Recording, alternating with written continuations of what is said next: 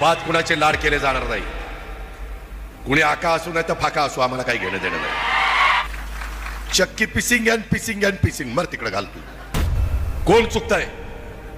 कोणी मोठ्या बापाचा चुकला तरी त्याला शासन केल्याशिवाय आम्ही गप्पा बसणार नाही।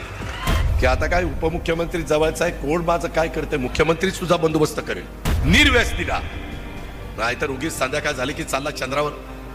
ब्रह्मदेव आला तरी मग तुम्ही सुधारणार नाही। आम्ही तर आलो तर नाहीच नाही, पण ती आला ना वरनं तरी ती काही करू शकणार नाही। की माझ्या मुलाला जेलमध्ये टाकले, त्याला सोडवा ना, ते म्हणले कशा करता टाकलं? नाही, त्यांनी बलात्कार केला आणि त्याच्यामुळे टाकलं। आका असो नाही तर बाका असो, तुझे घाल तिकडे चक्की पिसिंग असे उद्गार थेट अजित पवार यांनी बीडच्या सभेमध्ये काढले होते। परंतु अजित पवार हे खरोखरच जे चुकतं त्याचा बंदोबस्त करणार का? मंडळी, अजित पवार हे फक्त बोलबच्चन मारतात काय, हाच मोठा प्रश्न पडलाय। बीड जिल्ह्यामध्ये अजित पवार हे पालकमंत्री झाले तेव्हा असं वाटलं होतं, आता खरोखर काही लोकांचा बंदोबस्त होणार काय, वाल्मिक कराडची टोळी संपणार काय?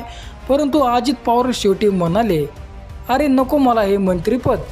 आणि त्याच्यावरती जरांगे पाटलांनी अजित पवार यांना चांगलाच इशारा दिला, जिरली का तुमची? जिरली का इतक्या लवकर?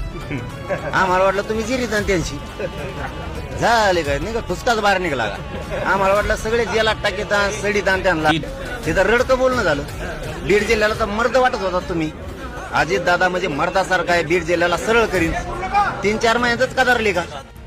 तर मंडळी, हे जरांगे पाटलांनी अजित पवारांना टोमणा दिला। परंतु मंडळी, इथे एक विचार करायचा आहे, अजित पवार यांनी कुणाला झापलं? तर आका बाका म्हणजेच आका म्हणजे वाल्मिक कराड आणि आकाचा आका म्हणजे धनंजय मुंडे हे उभ्या महाराष्ट्राला माहीत आहे। आता जे चुकतं त्याला अजित पवार ठोकणार का? मग महादेव मुंडे यांच्या हत्या प्रकरण हे आता चांगलं गाजतंय, मग तिथे अजित पवार का लक्ष घालत नाहीत? तिथे जर चांगलं लक्ष घातलं तर वाल्मिक कराडचे कांड हे अजून बाहेर येतील आणि वाल्मिक कराडने कोणाच्या जीवावरती ही हत्याचं कट रचून आणला हे उभ्या महाराष्ट्राला माहीत आहे।